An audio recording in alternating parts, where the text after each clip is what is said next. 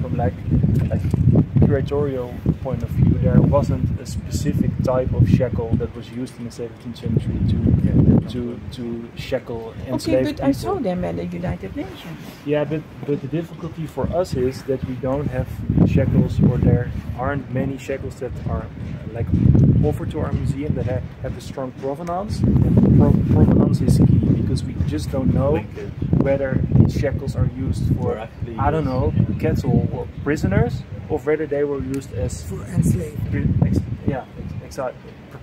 Precisely. They are in the... Nee, maar die zijn van het Rijksmuseum. Ja, maar wat ik wil they zeggen are is in dat... the United Nations, Ja. from the Netherlands. There was an exhibition from the Rijksmuseum in the United Nations. So they have one that is provenance of There's a strong objective history.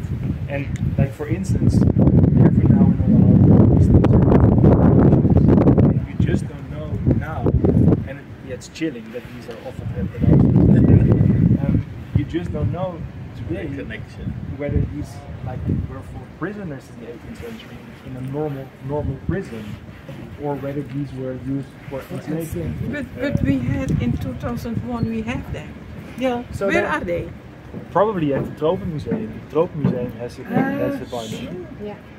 You heard them? Waar hadden ze? Ja, nee, maar wat ik bedoel te zeggen is dat... Where are they? There are written about in the catalogs, and I don't know it by heart where everything illustrate everything.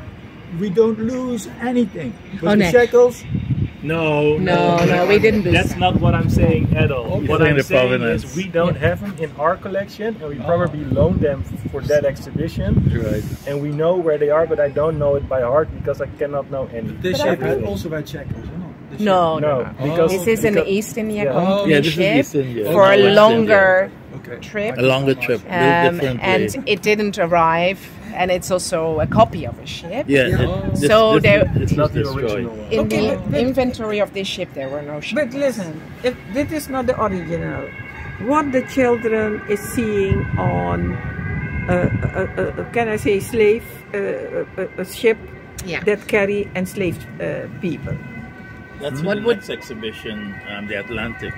Yeah, but I can tell you a little bit, if you want to see it, we can show you, but this is about slavery under the East India Company. So downstairs we've created a text display, and we're seeing how we can improve that, or how we can work on that. But there is a text display talking about slavery under the East India Company. And also with a comparison to... With a comparison to the West India Company, saying the West India Company is an enslaving company. The East India Company used it as collateral. The numbers are quite scary when you think about it, but we do talk about these differences. Yeah. Can we go in the ship? If you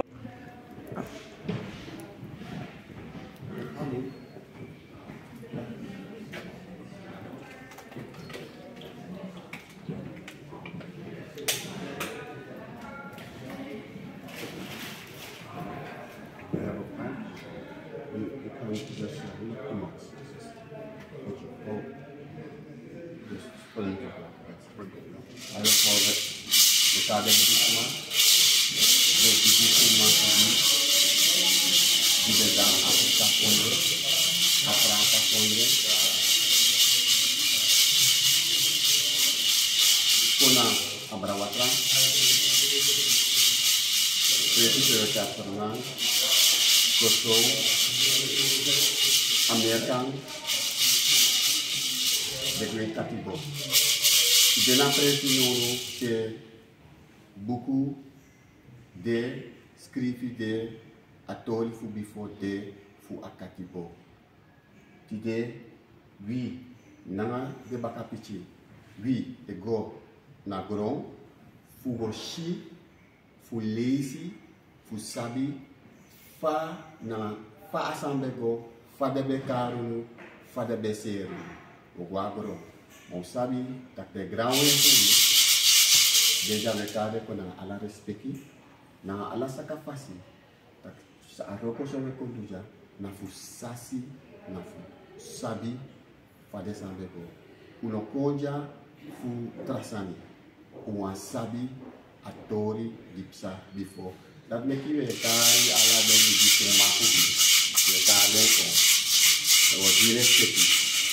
I said we are inviting our ancestors here in this place where the story is written below. And we are coming there. We are going there to see and read the story. We are not here for other things. Only to know the story, but together with them, with our ancestors. And we calling our ancestors. We are the ascendants. They said descendants, but we are the ascendants of our ancestors. We are the children and we're working to know the story. That's why we are here.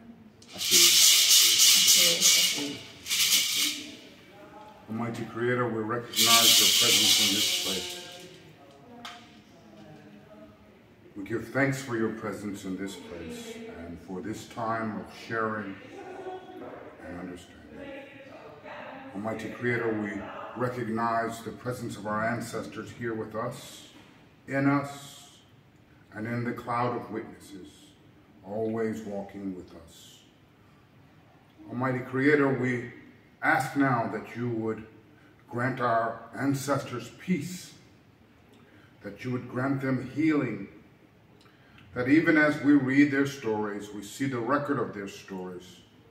We pray now that you would give us understanding, that you would give us peace, that you would give us power, that you would allow us to reclaim what has been lost and to build forward, telling our stories for future generations.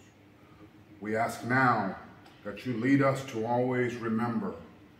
We ask now that you lead us to always walk circumspectly with a remembrance of the great Ma'afa, the remembrance of the suffering and the struggle and the triumph and the victory of our ancestors who were stolen, who were trafficked, who were imprisoned, who were kept, who were tortured, who were raped, who were denied, and yet they still thrived, and yet they still struggled, and yet through many generations they powered forward and brought us to this point.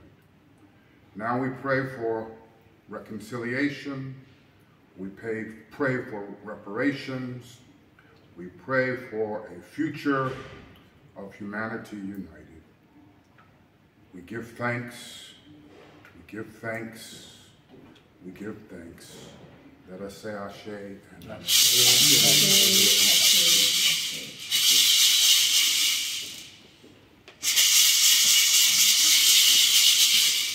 Almighty ancestors, O creators of science, creators of the art, creators of music, creators of medicine, creators of lands unknown, we seek your company here as we go visit the archives. Be with us, be with us. Give us unity, give us strength, give us understanding. We know you're here. We're thankful that we've been allowed to visit these stories. Ashe, Ashe, Ashe.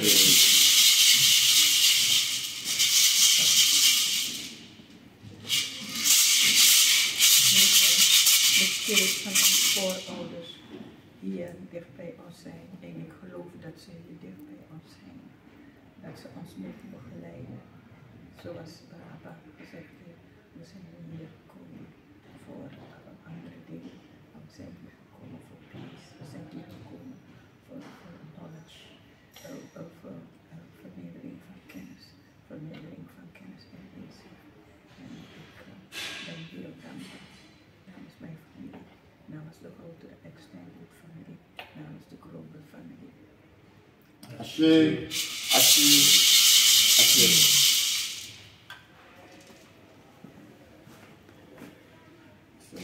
Ja. Yeah. Thank you so much. Okay, mine.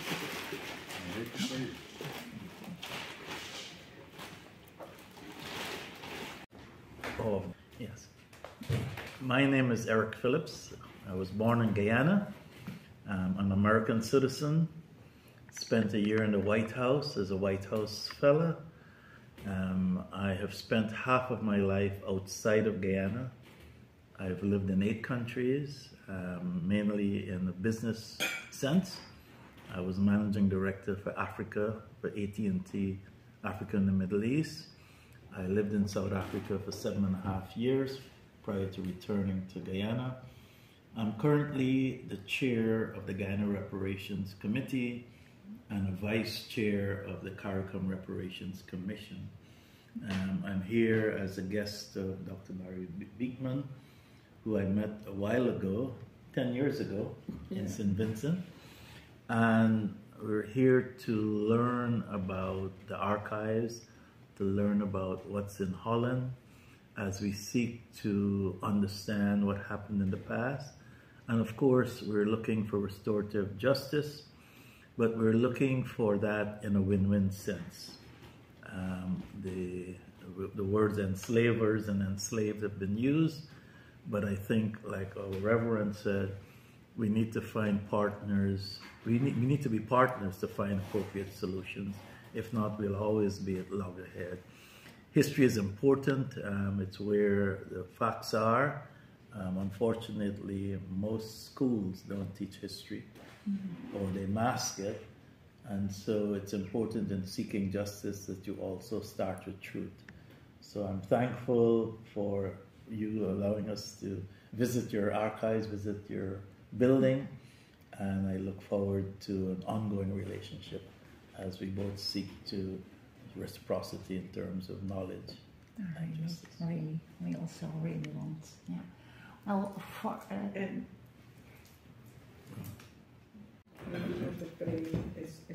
Good afternoon. Thank you for receiving us. I'm Kobe Little.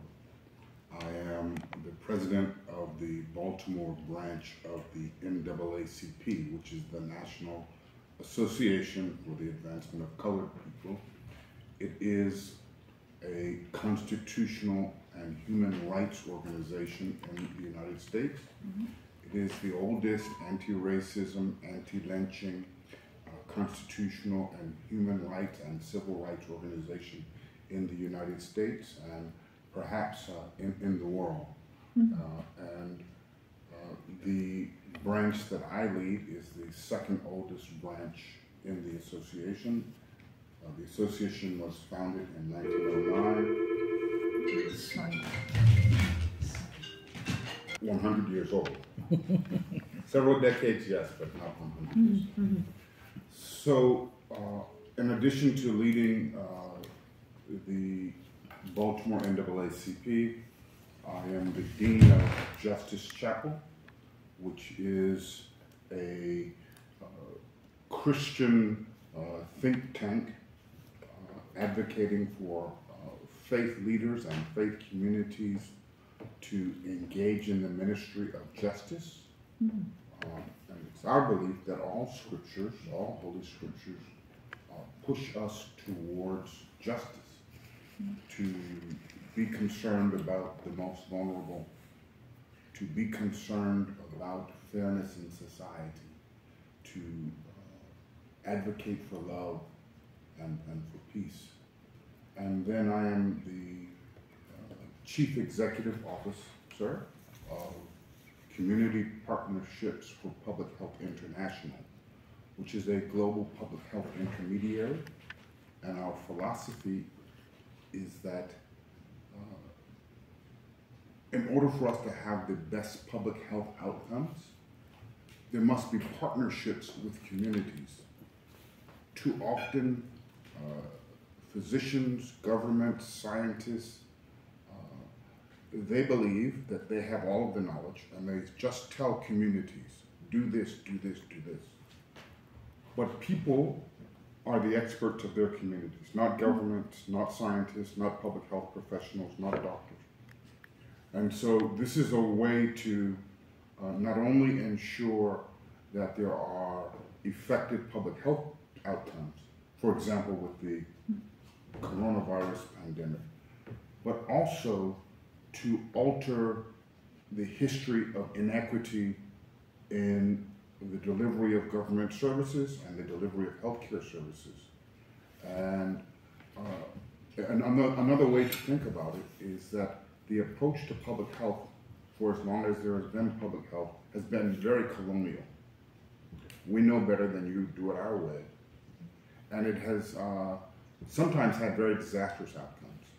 And we believe in science, but we undermine science when we allow our biases and our thirst for power to dictate how we engage and share science with humanity. And so our goal is to democratize and to bring a level of equity and fairness. So instead of vertical relationships, we have horizontal relationships, relationships that are collaborative as opposed to authoritative. And I guess I would just close with saying that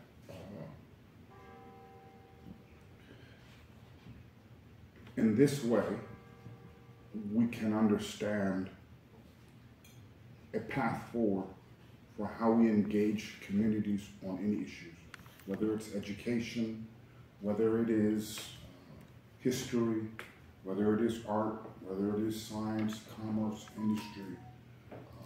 When you form partnerships that are based in equity, then you're always bound to have better outcomes. The idea that expertise is only limited to a certain group of people or a certain kind of people always leads to disaster. So that is the work that we do. I am here today as the guest of the Honorable Dr.